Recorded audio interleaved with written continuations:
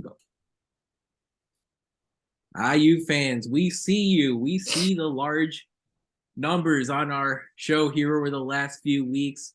IU fans aren't like other fan bases. Once the offseason starts, the fandom doesn't stop. We No, know that, and we're here for you. We're here to do the best we can to deliver the most recent Indiana basketball updates, our takes on the biggest developments today. We're going to give you exactly that. What do we know about Jordan Dingle, Mackenzie Mgbako, Rayj Dennis, other Indiana transfer updates? Of course, Hunter Dickinson made that big move earlier here on Thursday, announcing that he's going to leave the Big Ten to go to Kansas, except, well, Kansas is still on Indiana's schedule.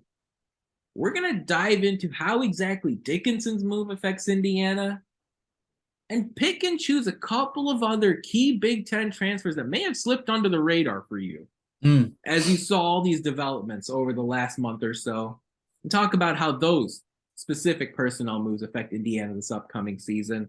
We're going to talk about all of that and so much more here on episode 298 of the Hoosiers Sound, where we are the official podcast of Indiana HQ. We're recording this edition of the Hoosiers Sound on Thursday, May 4th, Cuatro de Mayo, 2023, where I'm your host, Nathan Christian. Here with me tonight is my normal co-host, Matt Lukens. Matt, we were just talking before about how, in summary, Indiana's big offseason news is getting Xavier Johnson back, getting Khalil Ware, Peyton Sparks, and Anthony Walker in the portal. But there are still two spots to fill. And while we've gone in detail about the personnel moves, it's interesting. It hit me earlier today. Look, it's May 4th. Indiana's two biggest offseason moves might still be coming up. Absolutely. And I'm just curious to hear what you know so far and how much you're looking forward to Indiana's recruitment coming up here. Jordan Dingle and Mackenzie Mgbako, Rayj Dennis. What should IU fans know about these three players, especially with Mbako's visit coming up this weekend? Yeah, so and for those who don't know anything about Mackenzie Mgbako, he's a he is a current five-star recruit in the class of 2023. So he's graduating here anytime now, in the next month from high school. He's originally a Duke commit, part of their loaded class. Of course, Duke decided to return a lot of their starters, and so he decided to put his name in his portal, or not the portal, but reopen his recruitment basically, because, I mean, he's not going to get the minutes he was promised when he was recruited, which honestly tells me he's smart. And he's looking for playing time, which IU has plenty of for a very talented five-star recruit. He'll be on campus this weekend. That's all good news. Normally, IU does very well when they get guys on campus and they have a starting point guard on the roster, which is something I will talk more about later on in the podcast when we talk about IU missing on people or whatever and the reasons why. So that's names you can obviously keep track of. IU is one of the first people to reach out to Nathan and I'm speaking for both of us, maybe our favorite transfer in the portal, Jordan Dingle from Penn. He's an absolute bucket from Penn. I've been told from private sources that he's not going to do anything about his recruitment until after finals. And so again, they should be in finals right now or like next week, basically. I mean, all colleges are almost on the same schedule, including the Ivies. And remember, right, Dingle, he's also going through the NBA draft process, which the combine's coming up in a couple of weeks. Absolutely. He's not made a decision before that. Yeah. So we're a little bit while off, but he'll start setting visits and actually talking to teams after finals. So nothing happening with him. Rayj Dennis, MAC Player of the Year from Toledo. But was Dingle Ivy League Player of the Year? Yes, he was last season. And I think a lot of folks will say, well, it's got to be a Princeton guy. Actually, it wasn't. It was Dingle out of UPenn that won the Conference Player of the Year. And then, yes, you're talking about Rayj Dennis, who won that same accomplishment at Toledo. But if I cough or sneeze on the podcast, I apologize. I'm a little bit under the weather. This is crunch time. This is crunch time. The kids decided my students decided to give me the plague. So a bit unfortunate that.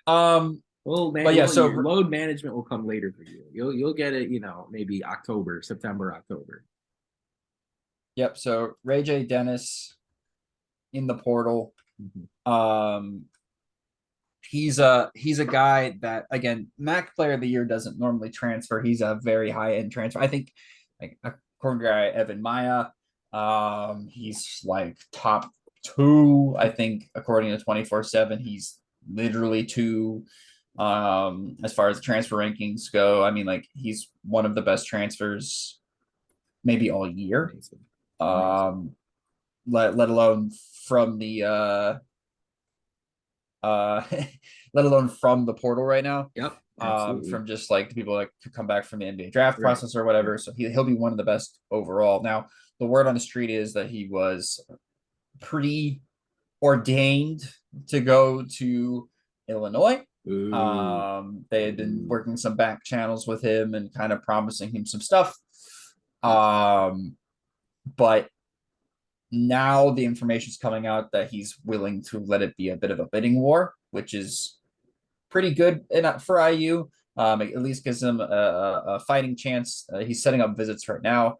I wouldn't be surprised if IU ends up on the list, but I also wouldn't be surprised if IU isn't like first or second and Illinois being last, giving them the last chance to kind of extend a better offer. So you're really competing against the best that Illinois can throw at them, because they're like a point guard away from being really good next year. He's maybe the best point guard in the portal. Yeah.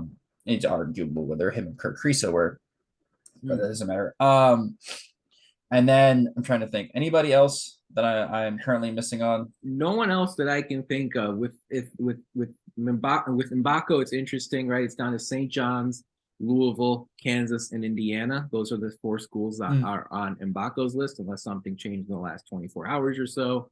That was the most recent update that I saw. And of course, there are a lot of moving pieces at all of those schools. St. John's, Rick Pitino is really filling out his roster, adding a lot of quality pieces. I think Brady Dunlap was the most recent one, the 4-star 23 shooter.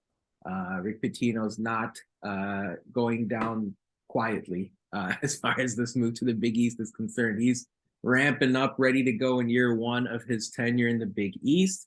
A potential Gavitt Games opponent, by the way, for Indiana. It will be a second time in 3 years. We'll see if that happens. But St. John's does match up as far as the home away stuff.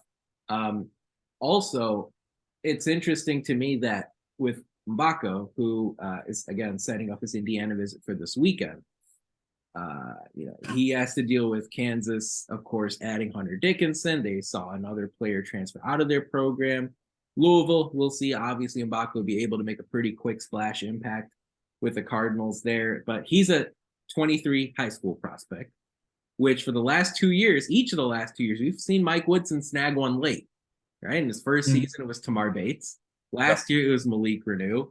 And I remember, I think this may be our most ever liked tweet in Indiana HQ history. It was one where last year on Malik Renew's visit, right around this time of the year, Jalen Hood-Schifino was his partner, taking him around Bloomington as Renew was thinking about whether or not Indiana was the right spot for him. And, Hood-Schifino's Instagram story blew up. I'm sure that made an impression on Renew. Renew committed to Indiana shortly thereafter.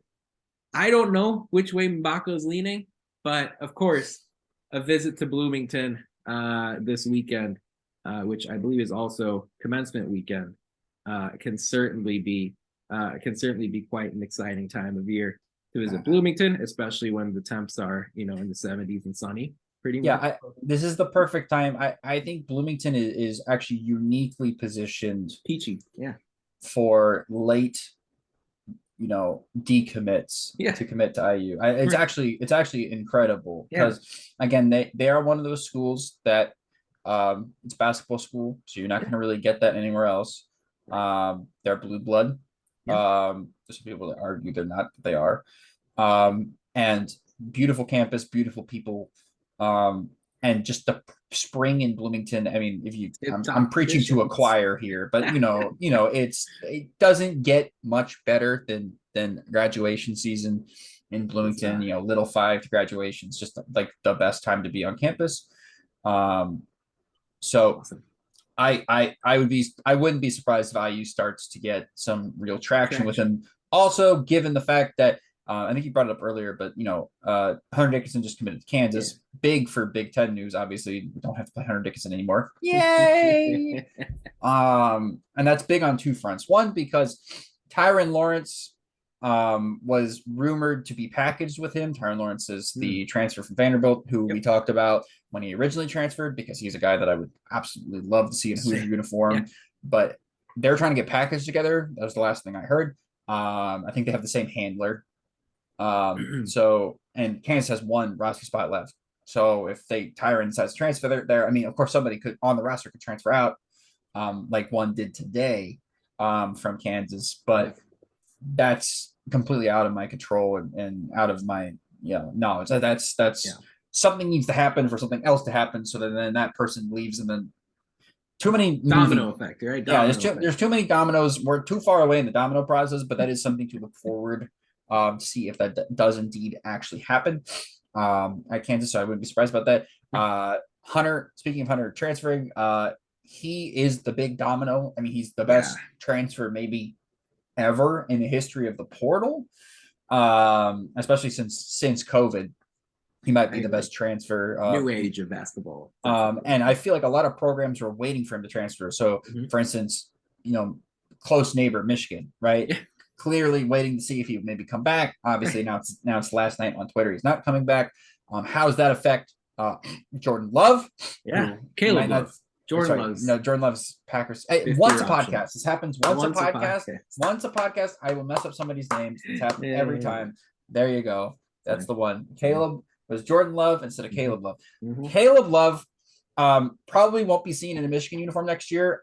This might come to surprise some people, but I don't know if people caught that. Say that again. Yeah. So Jordan Love will not be in a Michigan uniform next year. Jordan Love. Caleb Love will not. Jordan Dingle and Caleb Love. Caleb Love will not be in a Michigan uniform next year. I repeat, as it stands, he will not be in a Michigan uniform next year. The way that Michigan's transfers work, in order to transfer into the University of Michigan, you need to graduate from your previous university. And Caleb had not graduated from UNC yet. And even if he puts in a ton of work, it looks unlikely that he will be able to graduate on time from the Tar Heels, from the University of North Carolina.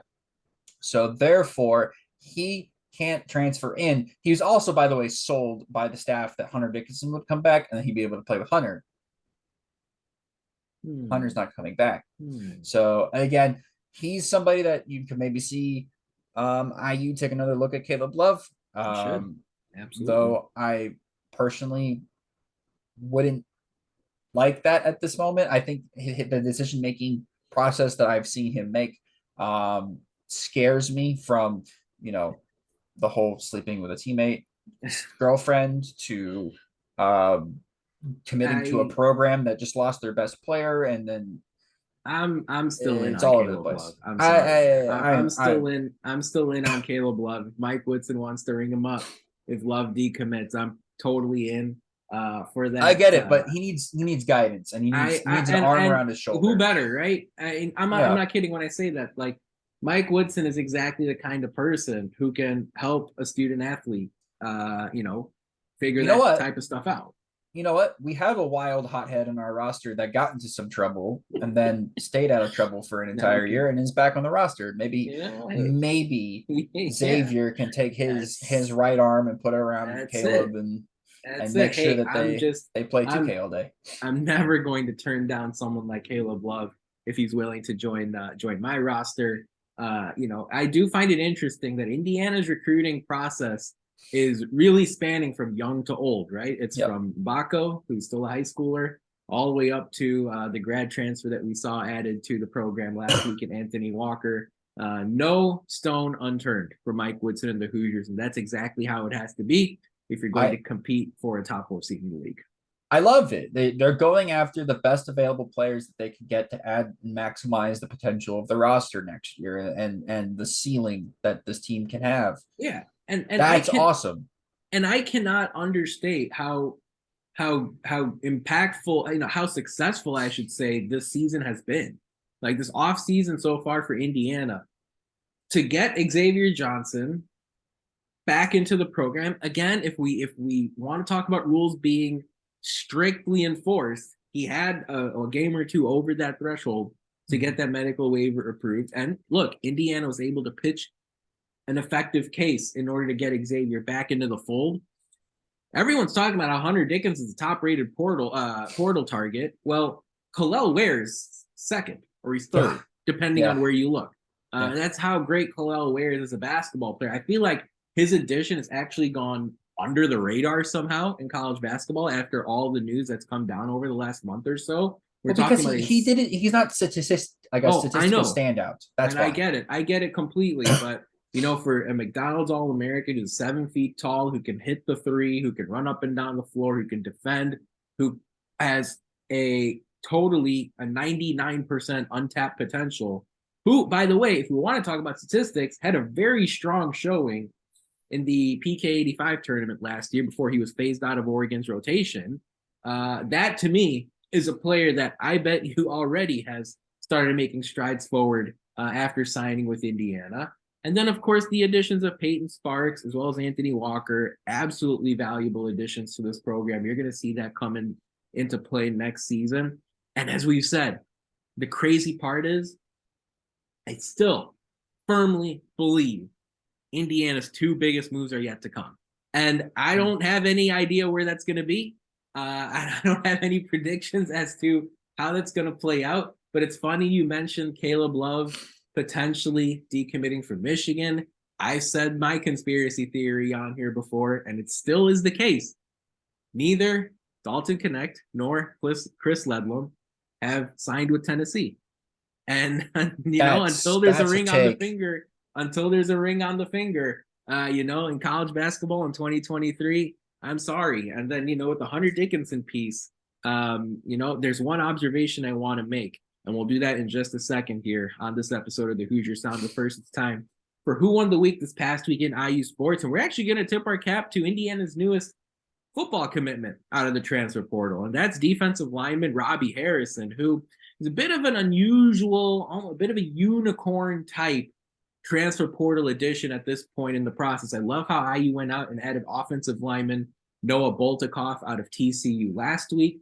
With Harrison, we're talking about a 6'4", 325-pound defensive tackle who's going to be on the interior of the line. And that's right, Matt just made a noise that I'm not sure is really describable, but the thing is, Indiana needs all the trench help that they can get. And the great news with Harrison is that he had a season in a Pac-12 program at Arizona State where he knows what physically high major Power 5 football opponents look like, height, weight, body type, that sort of thing. But he didn't play enough games last year to qualify for a year of eligibility.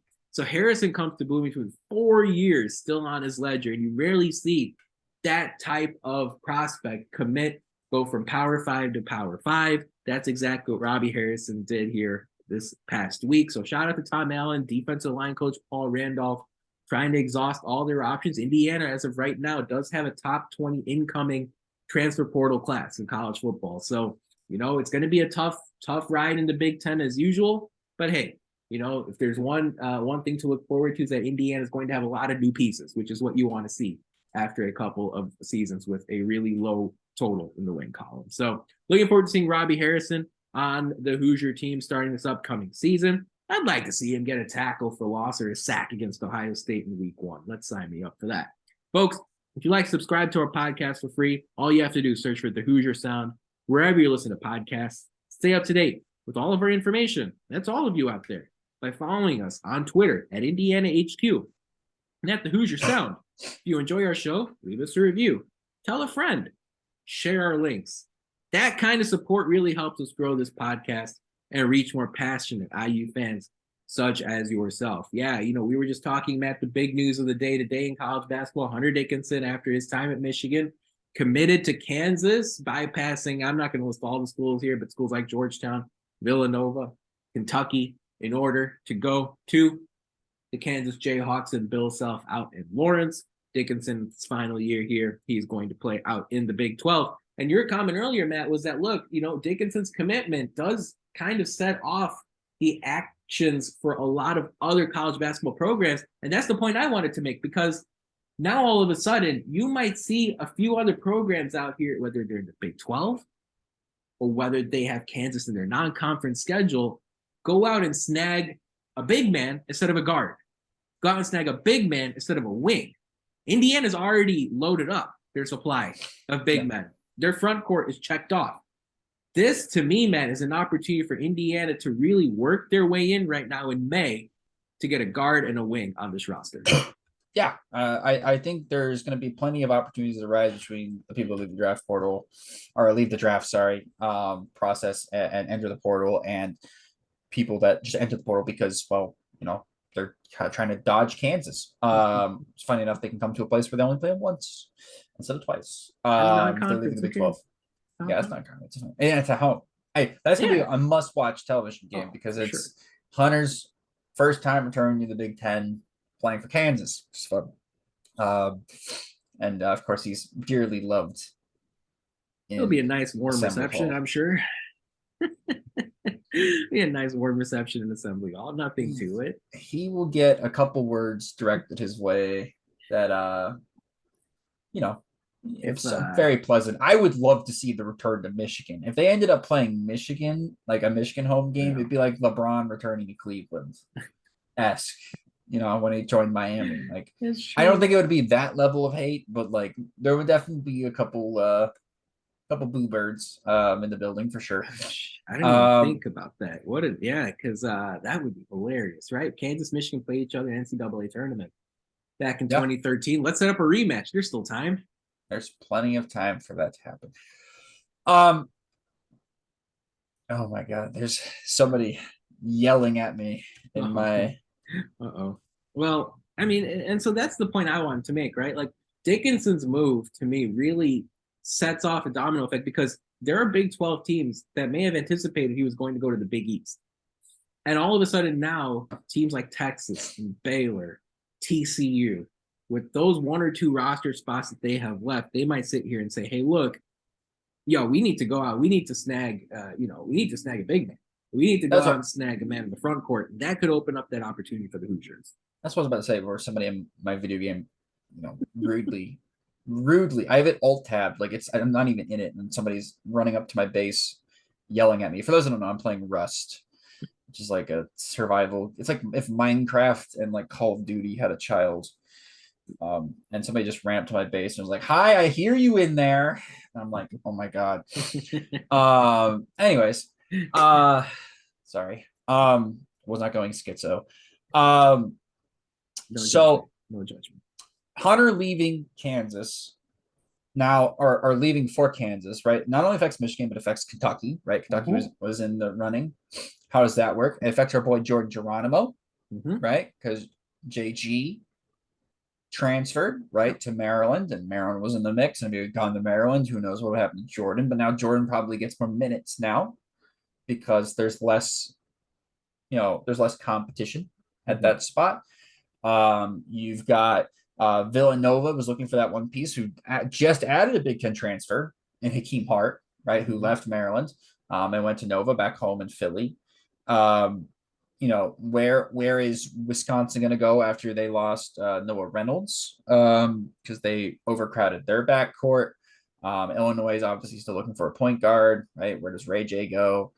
They weren't waiting for Hunter, but there's plenty of people now that could transfer, and then maybe they look at somebody like that, and then how does that affect their roster moving forward? There's a lot of moving pieces.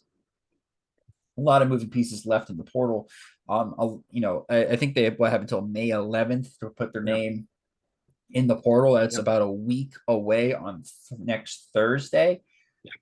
And I bet you some of the biggest names in the portal have yet to put their name in, and probably won't until like the 10th or 11th at like 11:30. I know that, for instance, Grant is it Grant Nelson? Yeah, North Dakota State. Yep. North Dakota State. That guy is interesting. You want to go look at an interesting guy? Go look at my Twitter. It's right here. Go look under my Twitter. I just retweeted it. Ant Wright just did a video breakdown on who he is, and he just said he's just like a slightly better Dario Saric. I mean, he's like a 6'10" guy that can put the ball on the floor, move around, shoot the ball, dribble, pass at 6'10" in college basketball. He was just an absolute gem and pleasure to watch at North Dakota State. I mean, he was a man amongst boys there. Yeah. It'd be very interesting to see where he ends up. I know Harrison Ingram's still in the portal. He's a really interesting prospect out of Stanford. Already committed to UNC. He might have committed into UNC already, but again, most of these guys haven't signed yet. And with all the motion and movement in the portal, I would not be surprised if things go sideways for a lot of these guys.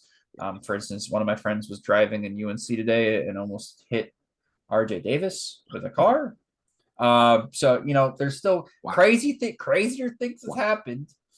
You're not kidding. And so this college basketball offseason still got a lot of twists and turns, and IU will be in the thick of it. Oh yeah, well, in the thick of it. Yeah, in the thick of it. And Indiana already has, right? I mean, that's what's been so fun to watch the Hoosiers do. You're not going to win all the battles as far as the recruiting trail is concerned. No, and I like to point this out. Yeah, losing Connect and Ledlum sucks. It's terrible. I hate it so much. Right? Like, I have Tristan, my guy that works with Ant and me, and is just an absolute college basketball demon. Keeps messaging me, making fun of the fact that Rick Barnes took him away from us.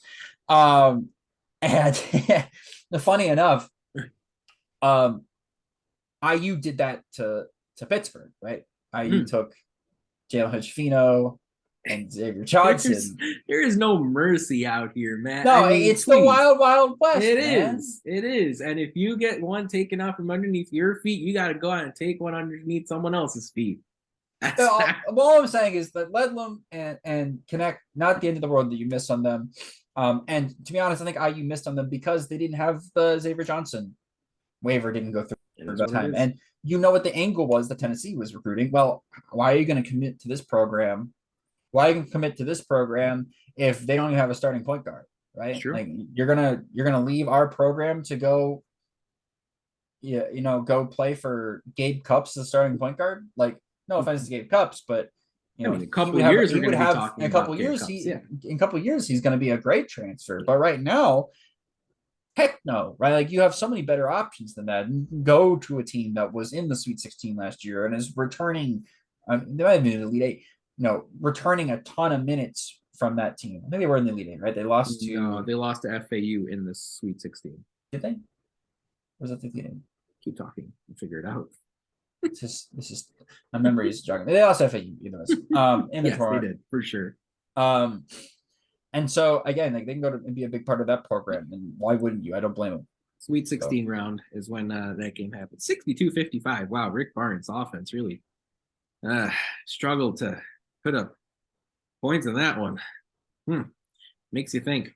We got a few more things to talk about here on this episode of the Hoosier Sound. Matt and I, in just a moment, we're going to pick out one or two transfers that have taken place here over the course of this window, over the last month or so, and put our angle on how impressed we were, how surprised we were, how disappointed we were at one or two of these moves, and how it affects the Hoosiers here going into the upcoming season. There's so much to digest still as far as the transfer portal season is concerned.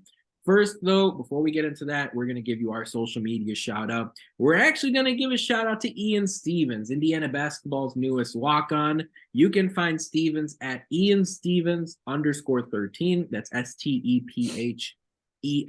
It's exciting to see Indiana add a walk-on from the state to their roster, and a pretty impressive high school path that Stevens took before coming here to the Hoosiers. A lot of personal struggle that he's been able to fight through. And you can see Mike Woodson rewarding that with a spot on Indiana's roster. His brother Brody fought through leukemia. So seeing Ian kind of have that in his mind here, wear that as a chip on his shoulder, Right. as he now wears the cream and crimson and the candy stripes. It's going to be really awesome to see, and I'm looking forward to having him on Indiana's roster this upcoming season. New Palestine High School, really great again to see that in-state connection, and of course, in case you hadn't seen, Jordan Hull's integral as far as making this connection happen with Ian Stevens and the Indiana Hoosiers. So we don't have a jersey number yet for Stevens, but keep an eye out. We'll, of course, report it if we see Indiana eventually release that information. And, of course, I know IU fans will be excited to see him make a few baskets during non-conference play. Let's make that happen. Folks, a reminder, as far as our social media channels are concerned, if you'd like to follow us and you haven't already, you can find us on Twitter, Facebook, or YouTube at Indiana HQ, as well as at the Hoosier Sound. Matt on Instagram. We're not Indiana HQ, but what are we? Indiana.HQ. You can find us there on Instagram. The numbers keep getting bigger. If you already follow us, make sure you head over to YouTube, like and subscribe to our channel. We're also available wherever you listen to podcasts. As we mentioned earlier, leave a review, tell a friend, share our links. All that type of stuff is what really helps us continue to keep on growing. I'm going to get this kicked off, man, as far as sort of one or two Big Ten transfers that caught my attention. And I'll start with one here. And that one happens to be the moves that I was impressed to see Wisconsin make over the course of this offseason. Now, it hasn't been too splashy, but what I've noticed is Greg Gard, who I think everyone has written off as far as being an effective coach in the Big Ten. Like if you went out and you ranked top to bottom the 14 coaches in this league, I think Greg Gard's close to the bottom for a lot of people. He went out and added a really nice backcourt piece in AJ Storr. And yes, while they lost Noah Reynolds, they lost Jordan Davis from their team this past season. Remember, they're getting Connor Esigian back, and he's going to be helpful. They're always going to have a steady front court. I don't know if you can bet on this right now, but to me, Matt, this Wisconsin Badgers team will be back in the NCAA tournament next year. I like what Greg Gard's doing. I like the progress that they're making. It won't be perfect. Their offense is never a work of art, but I like what they're doing. I don't know if you have any thoughts on Wisconsin, but I would love to hear one or two that stand out to you. I actually am higher on Wisconsin than I think most people. I think they're a top 3 team in the league. I think that backcourt is serious. I think year 2 is Sijian. He gets a little bit of a sophomore bump. Going to be more efficient. Going to be still such a great jump shooter and a great creator off the bounce of the basketball. You have Chucky Hepburn entering year 3, 4, 3. Old guards, man. Old guards. Yeah, he's getting older. And then AJ Storr, it just goes really under the radar, but he was such a good piece on both ends for St. John's. And so now you're adding a guard that can do basically everything to a team that loves to just play dirty and muck it up. And he's a guy that can absolutely do that with the best of them. So I like that addition a lot for Wisconsin, and in a league where you look at the top, Michigan State, great backcourt. I think Ohio State will probably be up there. They have a very promising backcourt. You've got it's weird to say like Ohio State and Wisconsin are up there because they were the 2 teams at the bottom of the conference last year.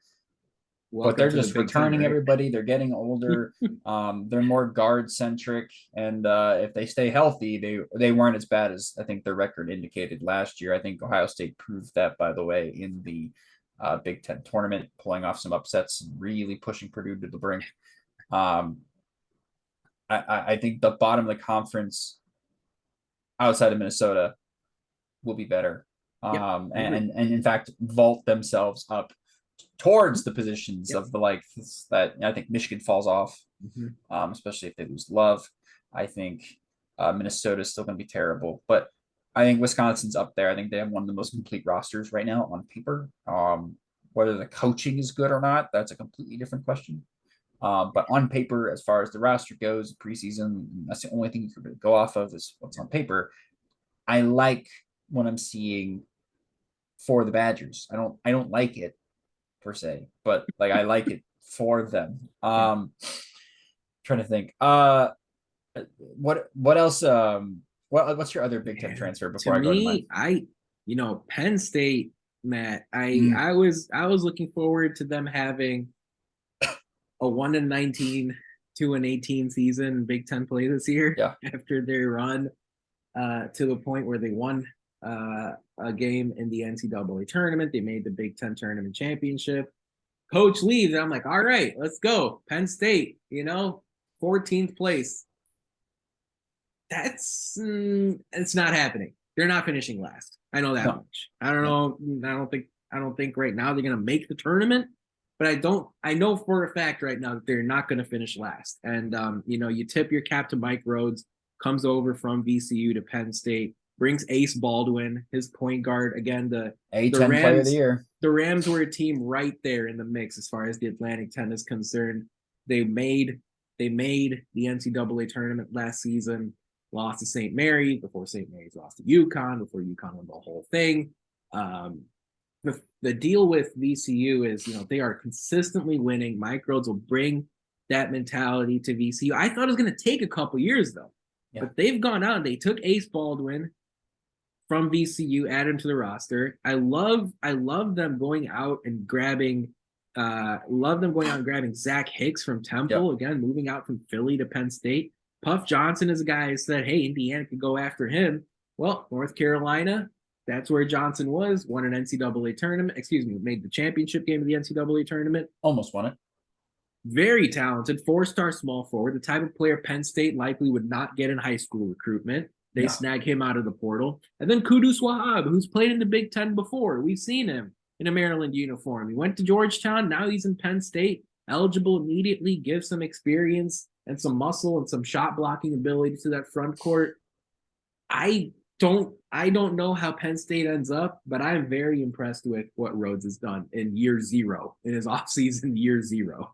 Oh yeah. I mean, he turned Penn State from, they literally had nobody on the roster to, they're not going to be top 6, but No, I think they're not, but they're in the 7 to 9 range, and that's good enough. I think if the schedule breaks their way and the teams on their schedule don't improve too much more, absolutely. I think they can probably squeak their way in as like a last 4 in type vibe. To the NCAA tournament, that's very possible. I mean, Ace Baldwin's a killer. I mean, there's a realm of possibility that 3 separate teams in the Big Ten have the A10 player of the year, the Ivy League player of the year, and the MAC player of the year, all transfers, all guards, all playing for their program. Well, and the Big Ten player of the year could return. And the Big Ten player of the year could return. You have 4 conference players of the years literally within one conference, which is insane, but that is what's happening in the era of the portal. I'll go with my Big Ten transfers real fast. I agree with all your stuff. I would say mine are actually the opposite of transfers. I would say people that stayed. I think Jameer Young staying at Maryland, huge deal for them, because he's a guy that put his name in the portal and then somehow randomly revoked it. That's a big keep for that Maryland staff, especially in year 2, keeping that guy was, I think, the second best point guard out of the guards that were healthy at the end of the year. He's the second best point guard in the Big Ten. And returning him is a big deal. And I would point out that the guy that Purdue got from Illinois, I think it's Illinois State. They transferred from Southern Illinois, Lance Southern Jones, Illinois. Yeah. He's a guy to look out for. He's an absolute demon on the defensive end. And that was a guy that they desperately missed last year. It was like somebody that come in and be a lockdown defender from that point guard position. I would not be surprised to see him really excel next year at Purdue and be a big part of a team that's going to be fighting for the number 1 overall seed. Yuck. In the Big Ten, and not only just the Big Ten, but nationally, right, for a number 1 overall seed in the tournament. Unless Edey leaves, but I just don't think that's going to happen at this point. One last quick one, because we haven't been able to really talk about it yet. Jordan Geronimo to Maryland makes 0 sense to me, if I had to be honest with you. And here's why. I'll lay it out in like 5 seconds for you. He was behind who at IU? He's behind Trayce Jackson-Davis, and he was behind Rayce Thompson and Renew. He was behind Renew, and he just transferred to a program that has Trayce Jackson-Davis light and Julian Reese and has 6'7" Mm-hmm. Race Thompson and Dante Scott already on the roster. So you transferred from one program where you weren't playing because two of the guys in front of you play the same exact style as the program that you transfer to. I personally doesn't make any sense to me. I hope he got a nice NIL bag. I hope he enjoys coming off the bench and being a part of their program. And I hope that he doesn't score a single point either game that we play against them. But I do wish him the best, and I hope he proves me wrong and maybe forces his way into the rotation, either playing the 3 or forcing Dante Scott to play the 3. I just do not see that happening. Yeah, I think it's going to be very interesting to see this how all play out. I think the Big Ten standings are going to be really fascinating next year. And I'm looking at Iowa. I'm not sure what they're going to look like next season. I'm looking at Rutgers. I'm not sure what that's going to look like next year. Rutgers could be really good or really terrible. Isn't it crazy? And I actually have the same opinion of Nebraska too. I think this is a team that honestly has possibly put together a roster that can make the tournament. They missed out on a big piece though. I know they did with Hunter Salas, but at the same time, I am looking here and I like some of their additions. Of course, adding recently Aaron Eulis from the conference with Iowa. The move from Iowa to Nebraska in the backcourt. I love seeing that. I thought Eulis was a decent player at Iowa, just didn't play that much, didn't get that many minutes. You'll get that chance at Nebraska. And what it all goes to say is, from Indiana standpoint, it looks like the path for the Hoosiers is to recruit athletic guys who can play on both ends of the floor in order to match these teams punch for punch. And that is what it looks like Mike Woodson is doing. He's going out, and I see this type of mindset, getting Xavier Johnson back in and getting getting Kalel Ware back into the fold from the portal out of Oregon. Just athletic players who can defend, who can rebound, who can run the court. That's how it looks like the Big Ten is transitioning. Of course, there's always going to be Zach Edey, assuming he returns, but getting those players that can do multiple things on the floor, show that versatility, I think can help handle a player like AJ Storr out of Wisconsin, or help go up against a guy like Ace Baldwin out of Penn State, who's new to the conference and may not be on the top of a mind for a lot of folks listening. So that's how we see these moves here. As far as the transfer season's been concerned over the last month, there's still a lot of conversation, a lot of the story to tell with some of the moves that take place over the next couple of weeks. We will be your one-stop shop for all those updates. Matt, as we wind down here on this Thursday night, any final thoughts from your end here? Indiana on the cusp, we'll see, of a big weekend with Mackenzie Mgbako visiting Bloomington. Big weekend for sure. Don't expect a commitment. I would think he's probably going to go through all of his visits and then maybe take one final visit to IU if he does, in fact, want to come to Bloomington and want to join the squad. He's going to have to go through everything. I think Louisville, at time speaking, I think is the favorite for him.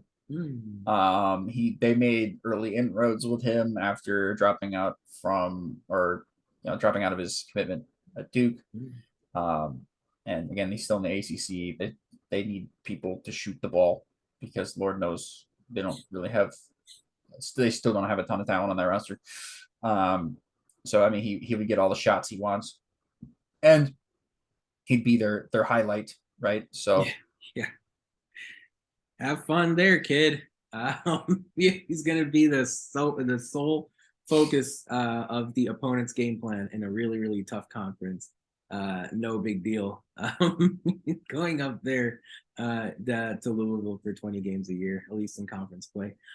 From my end, I still think it's crazy that we're sitting here on May 4th, and it's just like we don't know. We don't know much as far as how these Big Ten teams are going to look when the season starts. The games begin in 6 months. And with Indiana here, a couple of spots that they can make a big splash with. And, with this Hunter Dickinson move, what this also tells me is, while it is very important in the NCAA tournament to have a lot of quality guards who can hit the three because they help you win, there is very much still a space for quality, skilled big men because they are the ones that can play a big role in getting you to a 1 seed in the NCAA tournament, getting you to a 2 seed in the NCAA tournament. Because while, yeah, I do feel like the guards will step up when the lights are the brightest in March Madness, you got to go through non-conference. And then you got to go through Power 5 play, especially if you're a high major team. So to me, it's not, hey, let's go out and get guards. It's, hey, let's go out and get the best players. And for Kansas, that includes former Michigan big man Hunter Dickinson. But folks, that about wraps it up for our 298th show of the Hoosier Sound. Thank you so much for joining us. We really appreciate your support. To hear more fantastic episodes like the one you heard today, be sure to follow us at Indiana HQ and at the Hoosier Sound to make sure you don't miss any in the future. You can also go to our website, indianahq.com, to find it all in one place. But as always, thank you for listening, Hoosier Nation, and we will see you next time. Peace and love. Go Hoosiers.